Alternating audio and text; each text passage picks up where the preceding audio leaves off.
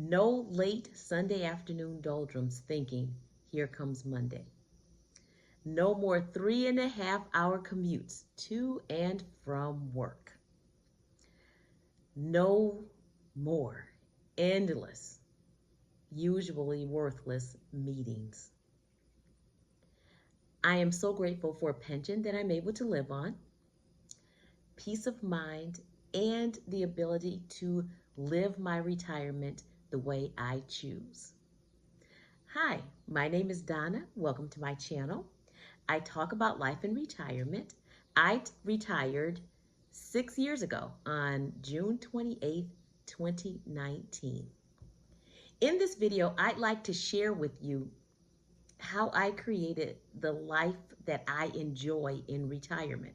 Now, I know that finances are extremely important and we have to have the finances that we need in order to be able to retire comfortably. But that's not what this video is about. It's about how you want your retirement to look, how you want your lifestyle to be once you leave the workplace. There are four things that I've thought about, and I thought about these things before I retired that helped me plan the way I wanted my retirement to work or how I wanted my retirement to look. And these are the things that I'd like to share with you. Number one, what kind of activity level do you want to have in your retirement?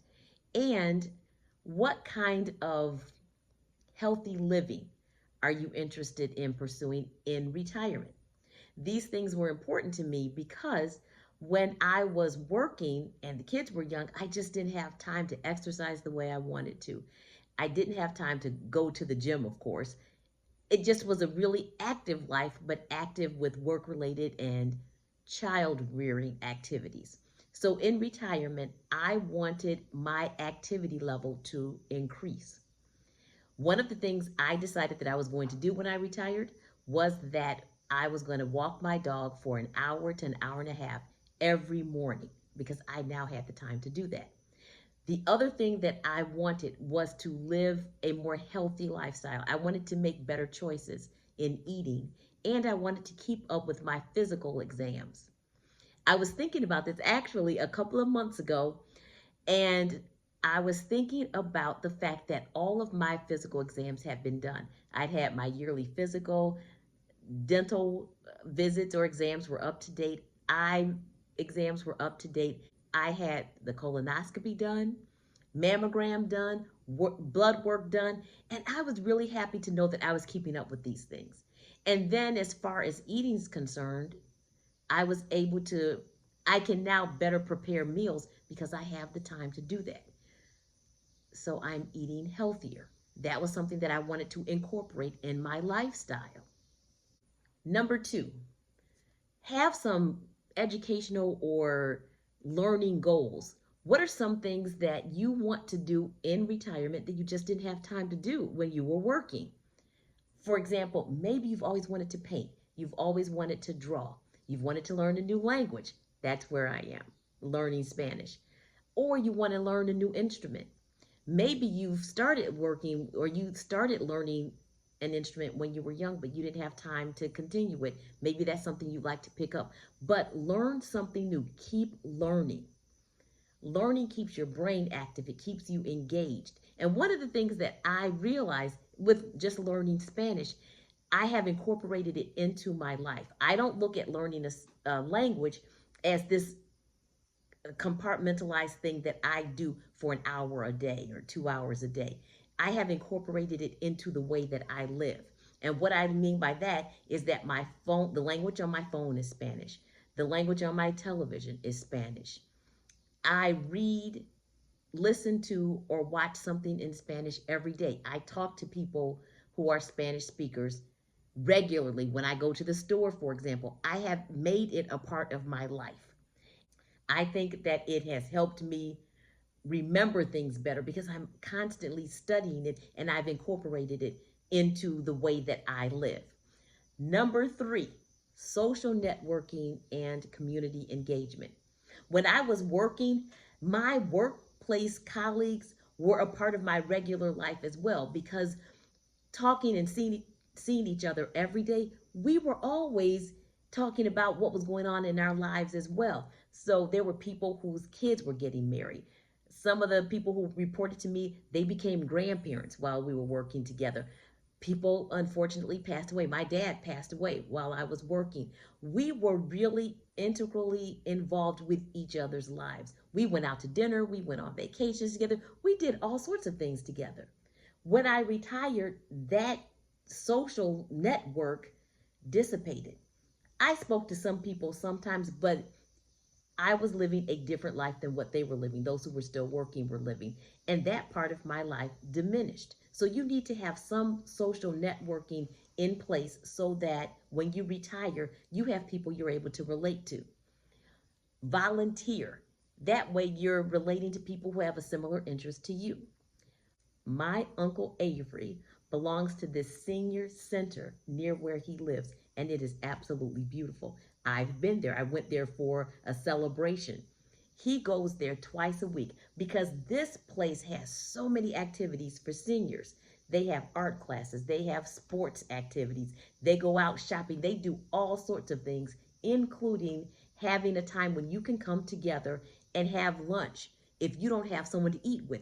They've incorporated that in the center. You can go there Monday through Friday if you feel like you want to socialize during a meal. It is great. My uncle goes there twice a week and he loves it. Create some kind of social network or engagement so that you are not lonely in your retirement and that you have something to look forward to. Number 4 is a sense of meaning, a sense of purpose. And I know that you've probably heard a lot about that. You want to have a purpose in life, something that means something to you. What makes you feel joyful? What gives you satisfaction, hope, a sense of belonging? You want to know what that is so that that can become a part of your life in retirement. Are you doing something that helps someone else? It doesn't have to be something huge. It can be that you're helping one person. But are you doing something that helps someone else? I was just reading some of these studies, and these studies say that helping someone else, having something of service that you do, makes people feel better in their lives. Also, don't compare your life to someone else's. What you want your life to look like in retirement is unique to you. What someone else's life looks like is unique to them. Don't compare them. Make sure you're happy with what you've chosen to do. Now, it's not that I came up with these 4 thoughts independently. What happened was when I decided that I was going to retire, which was about 6 or 7 months before I retired, I started reading about retirement and what people did in retirement because I wanted to know, like when you make that transition, what are people doing on a day-to-day basis or what makes their life enjoyable? And this is what I read. These areas that I just talked about, those areas were fulfilling for those who had retired. And I thought about this with respect to my family. I have numerous aunts and uncles that retired long before I retired. They had been retired decades when I was thinking about retiring in 2019. And I talked to all of them to find out whether they enjoyed their retirement, what they were doing in retirement, what made their retirement fulfilling. And here's the thing, all of my relatives loved being retired. They all had things that they enjoyed, social activities, things that they loved to do that was incorporated in their lives. And some of them were much more active than others, but all of them were doing what they wanted their retirement to look like. I also talked to people, friends who retired and then went back to work. And this is what I learned from them. They were bored in retirement. I thought about that and like, how could you be bored? There's so many things to do. What I realized was that although they had planned to retire, they had not planned what to do in retirement. They hadn't thought about the 4 things that I was talking to you about. They hadn't thought about those things. So they became bored and went back to work. Most of the people that I know that have retired and planned for it, they are enjoying their retirement. I planned for all of the things that I've just shared with you before I retired. And I didn't plan for each day. I didn't plan for every hour of the day. I planned for a lifestyle, how I wanted my life to work in retirement. So, like I described to you about adding learning Spanish into my life after retirement, that led to me traveling to Mexico and to Argentina and to Colombia. So I encourage you to do the same. If you haven't retired yet, make sure that you pay attention to how you want your retirement to look, just like you're going to pay attention to the financial aspect of your retirement. And I think if those two things are in order for you, you have the makings of a wonderful retirement. Here are a couple of bonus thoughts too. A positive attitude makes a world of difference. I was just reading some research that had been done, and one of the things that they talk about is people in retirement who have a positive attitude are happier. It makes sense, right? And if you, even though they're going through hard times, overall, they were still happier than those who were more negative types. So a positive attitude will go a long way in you enjoying your retirement. And the second thing for me, and I don't know if this is true for you, but I love furry friends.